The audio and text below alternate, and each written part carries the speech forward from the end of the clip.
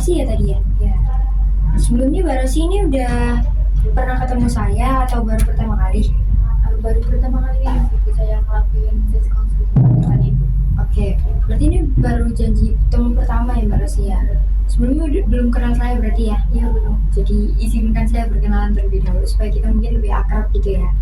Perkenalkan nama saya Jenisa Dwi Anggalika. Mungkin Mbak Rosi bisa panggil saya Ibu Jenisa, Mbak Jenisa, Kak Jenisa, atau boleh mungkin panggil nama kalau sama Mbak Rosi nyamannya panggil nama ya.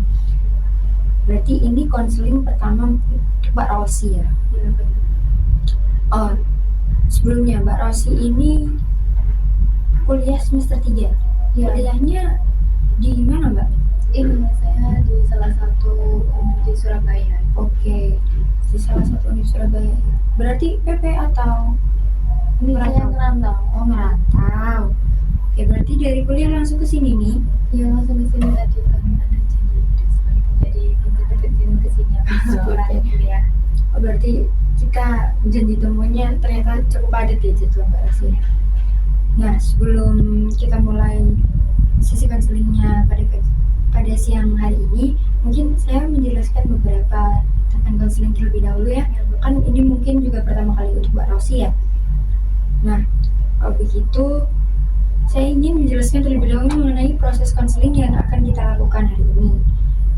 Agar Mbak Rosi merasa nyaman, mungkin Mbak Rosi bisa menyiapkan tempat duduk, membuat diri Mbak Rosi sendiri rileks ya.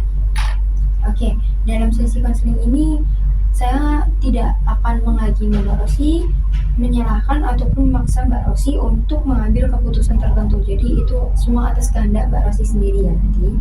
Terus ada beberapa asas yang mungkin menjadi tuntutan di konseling kita pada pagi hari pada siang hari ini. Yang pertama ada asas kerahasiaan. Nah, di situ informasi yang Mbak Rosi sampaikan dalam proses konseling akan dijaga kerahasiaannya dan tidak akan disampaikan kepada pihak lain tanpa izin dari Mbak Rosi sendiri. Jadi, jika ada urgensi yang memang perlu dibocorkan untuk pihak luar selain saya, mungkin itu jasa profesional yang mungkin akan dipersetujukan dengan Mbak Rosi juga ya. Yang kedua ada asas keterbukaan. Nah, saya berharap Mbak Rosi ini bisa menyampaikan apa yang dirasakan dari lubuk hati Mbak Rosi sendiri dan dipikirkan secara jujur gitu. Jadi diungkapkan secara jujur-jujurnya. Nah, jadi supaya itu bisa memahami kondisi yang sedang dialami Mbak Rosi akhir-akhir ini seperti apa. Nah, yang ketiga ada asas kesukarelaan. Nah, Mbak Rosi kesini bertemu saya kan atas kemauan Mbak Rosi sendiri, bukan tuntutan atau paksaan dari orang lain ya. Mungkin Mbak Rosi juga bebas berpendapat, atau jika seumpama Mbak Rosi sudah merasa tidak nyaman, Mbak Rosi bisa stop, bilang kepada saya. Saya tidak akan melanjutkan konseling ini kalau sama Mbak Rosi merasa tidak nyaman. Oke? Bisa dipahami Mbak Rosi? Iya, bisa. Oke, sebelum kita melanjutkan, apakah ada pertanyaan dari Mbak Rosi sendiri terkait proses konseling ini? Mungkin saat ini masih belum ya. Oke, mungkin sesi kali ini kita akan ada di 15 sampai 20 menit ya. Mungkin jika kalau ada penambahan waktu kita lanjutkan sampai 30 menit. Namun jika melebihi batas itu, mungkin kita atur ulang jadwal kita di lain hari ya. Bisa dipahami? Bisa. Oke.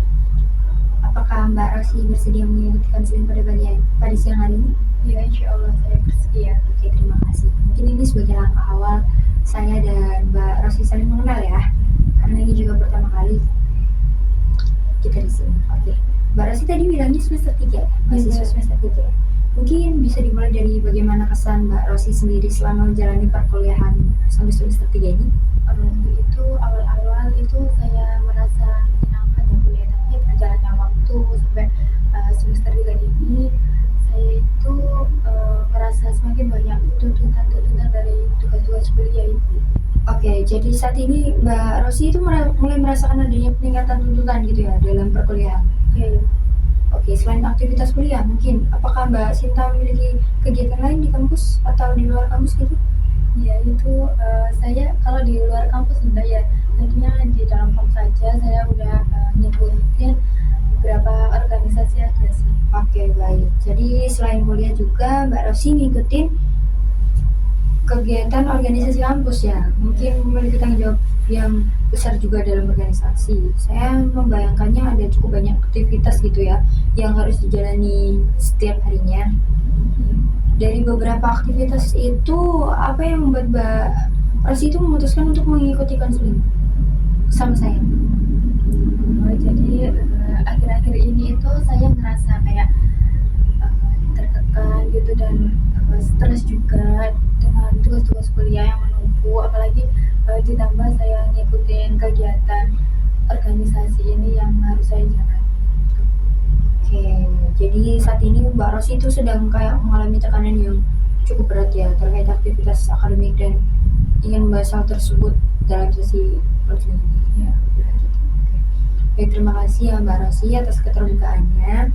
Pada sesi hari ini kita akan mencoba lebih dalam memahami mengenai stres yang Mbak Rosi alami terhadap tekanan akademik dan bagaimana perasaan yang muncul serta hal-hal yang mungkin berkontribusi terhadap kondisi Mbak Rosi tersebut. Tujuannya betul seperti itu atau harapannya apakah sudah sesuai seperti yang Mbak Sinta harapkan? Oh ya, sudah sesuai Bu. Oke Mbak Rosi, relaks ya. Baik, kalau begitu bisa kita mulai membahas pengalaman Mbak Rosi terkait stres akademik yang sering dirasakan. Bisa Mbak Rosi ceritakan apa yang akhir-akhir ini membuat Mbak Rosi sedih? Baik, jadi saya itu ngerasa kalau tugas kuliah semakin banyak, sementara saya juga harus mengikuti kegiatan organisasi tersebut. Jadi saya itu merasa kayak kewalahan gitu loh antara tugas sama kegiatan organisasi yang saya ikuti. Oke, saya melihat Mbak Rosi ini merasa kewalahan ya karena harus menjalankan banyak tanggung jawab gitu ya secara bersamaan gitu ya. Iya benar. Rasanya saya itu kayak seperti tidak ada waktu buat istirahat gitu. Jadi waktunya berkurang untuk istirahat saya. Mungkin Mbak Rosi nganggapnya seolah-olah kayak sebagian besar waktu Mbak Rosi itu diisi oleh berbagai tuntutan gitu ya, sehingga mungkin kesempatan untuk beristirahatnya menjadi berkurang. Ya betul. Dan menjadi sangat minim atau sangat sedikit gitu. Iya itu. Oke, bagaimana perasaan Mbak Rosi ketika menghadapi kondisi seperti itu? Jadi dengan keadaan kondisi seperti itu tadi, saya tuh sering merasa kayak cemas, kadang juga merasa lelah sampai secara mental juga gitu. Oke, berarti jadi bukan hanya lelah fisik ya ini, tetapi juga saya melihatnya ada rasa cemas dan kelelahan secara mental yang cukup mungkin mengganggu Mbak Rosi ya. Iya. Mungkin bisa bilang kepada saya kapan perasaan atau hal tersebut itu bisa sering muncul gitu? Biasanya sih sering malam sih, tengah malam, karena saya nggak bisa tidur sampai angan-angan. Ketika malam itu saya kayak kepikiran kalau masih melihat banyaknya tugas yang belum terselesaikan seperti itu. Oke, berarti saat melihat tugas-tugas yang belum terselesaikan di saat malam itu Mbak Rosi ngerasa kayak cemas itu menjadi semakin kuat gitu. Saya dapat memahami bahwa kondisi tersebut itu mungkin tidak mudah bagi Mbak Rosi. Nah, ketika banyak hal yang harus diselesaikan, terus sementara kita merasa waktu kita itu terlampau terbatas, itu tuh mungkin menjadi hal yang sangat berat ya mungkin bagi kita ya. Bisa tekanan yang cukup membuat mental kita goyah gitu ya. Nah, apa yang mungkin Mbak Rosi rasakan dulu? Jadi kalau yang saya rasakan itu saya merasa kalau takut merasa nggak sanggup aja gitu. Oke, ketika merasakan kata tidak sanggup, apa yang sebenarnya Mbak Rosi rasakan pada saat itu? Saya jadi merasa takut kalau tidak bisa memenuhi semua tuntutan-tuntutan yang ada gitu. Ya, oke, berarti mungkin dari diri Mbak Rosi sendiri ada ketakutan ya bahwa Mbak Rosi itu tidak mampu memenuhi harapan yang diberikan kepada diri sendiri maupun dari lingkungan sekitar gitu ya. Iya benar. Mungkin harapan dari siapa yang paling sering Mbak Rosi butuhkan? Yang utama itu dari kedua orang tua saya ya, kelihatannya, karena mereka ini itu berharap kalau saya ini mendapatkan nilai yang baik gitu. Apalagi Mbak Rosi ngerantau gitu ya. Iya. Jadi ngerasa kayak perlu harus memperbagus nilai biar nggak itu ya. Ya jadi saya juga udah merantau jauh ke sini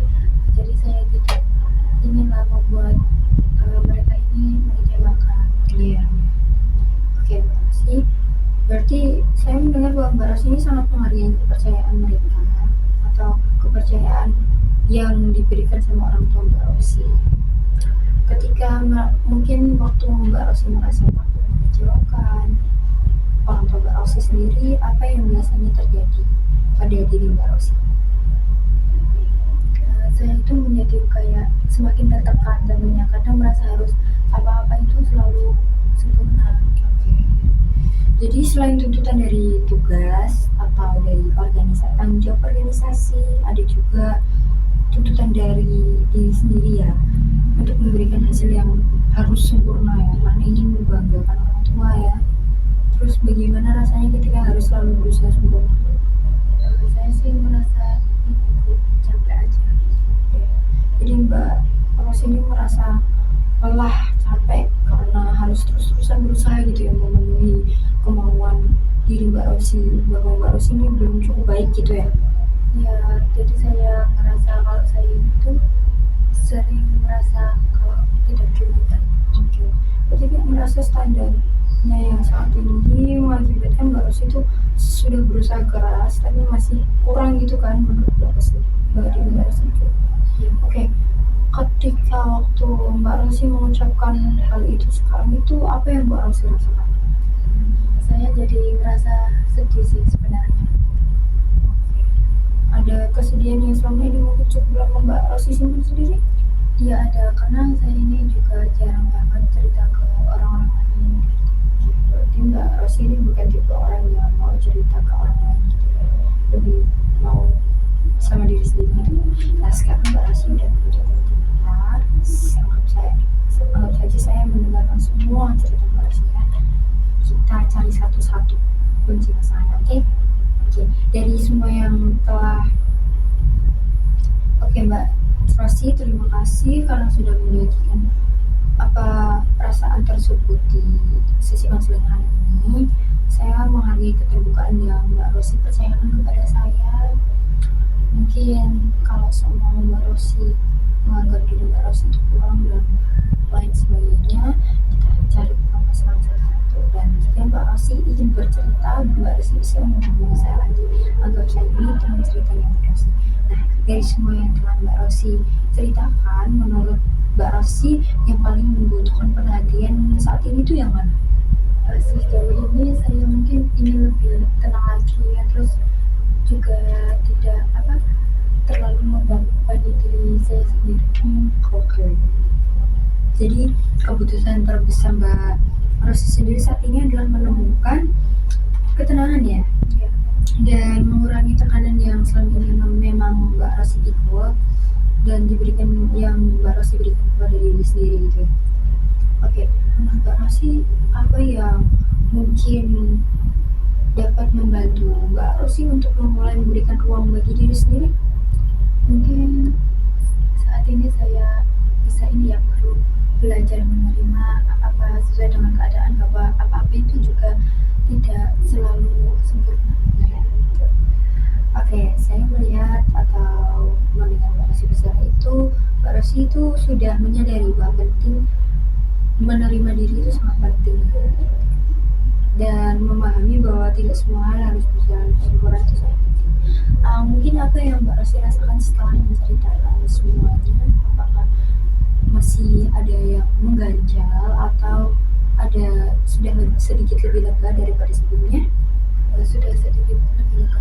Oke, sudah sedikit lebih lega. Mungkin jika kalau memang Mbak Rosi masih merasa ada yang kurang atau Mbak Rosi merasa kayak benar-benar stres lagi, mungkin saya bisa memberikan tugas rumah untuk Mbak Rosi. Mbak Rosi bisa membuat report kepada saya dimulai dari mungkin 1 minggu ke depan ya. Report tentang kalau seumpama Mbak Rosi sudah mulai capek, Mbak Rosi bisa menyenangkan diri terlebih dahulu dengan cara apapun. Namun kesenangan itu juga tidak boleh berlama-lama ya.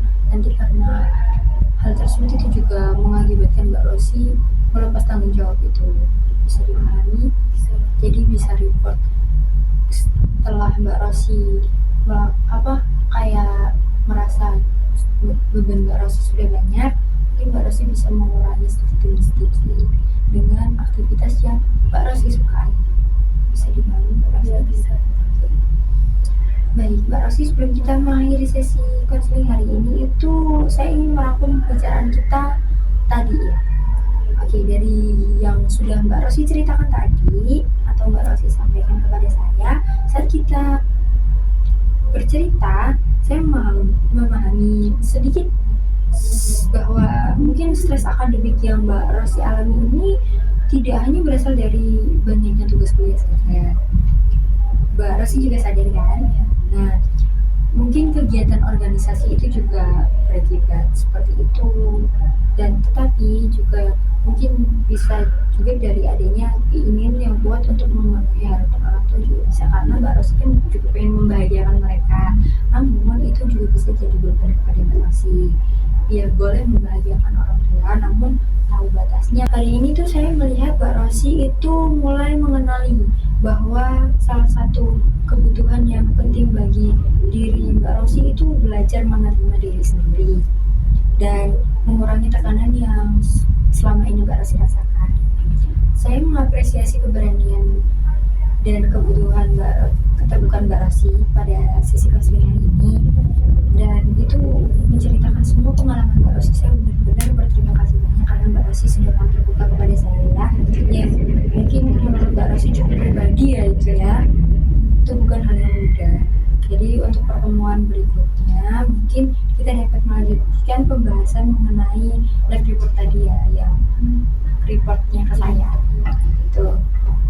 Nah itu, dan saya minta kayak Mbak Rosi bikin tabel untuk akademiknya Mbak Rosi. Jadi hari ini kerjain apa, hari ini kerjain apa. Jadi kalau semua memang sudah tidak bisa mengerjakan atau sudah benar-benar capek, jadi di stop terlebih dahulu. Kan tugas pasti ada sesuai deadline ya Mbak. Tapi nanti ini dikumpulinnya ke ibu. Iya, lewat WA aja. Apa seminggu sekali atau? Iya boleh, seminggu sekali boleh. Jadi nanti dari Senin Selasa reportnya itu seminggu sekali aja dilaporin ke saya ya. Oke, mungkin untuk pertemuan berikutnya kita dapat melanjutkan pembahasan tadi ya, dengan memahami kebutuhan diri sendiri. Bagaimana menurut Mbak Rosi? Setuju? Iya, setuju. Oke, terima kasih ya Mbak Rosi atas kerjasamanya. Semoga setelah sesi hari ini Mbak Rosi merasa lebih baik dari sebelumnya, dan kita memberikan waktu sejenak untuk memperhatikan dan memahami apa yang sedang dirasakan tanpa harus memikirkan atau menghakimi diri sendiri. Oke. Makasih Mbak Rosi. Jika memang ada dibutuhkan waktu untuk tambahan sesi konseling, mungkin Mbak Rosi bisa hubungi saya langsung ya, hubungi ulang gitu ya, schedule jadwalnya, atau nanti kita diskusi ringan lah untuk sekedar berbicara tentang Mbak Rosi perkembangannya bagaimana. Terima kasih Mbak Rosi sudah mau meluangkan waktu. Selamat siang, hati-hati di jalan ya. Terima kasih Bu. Iya, selamat siang.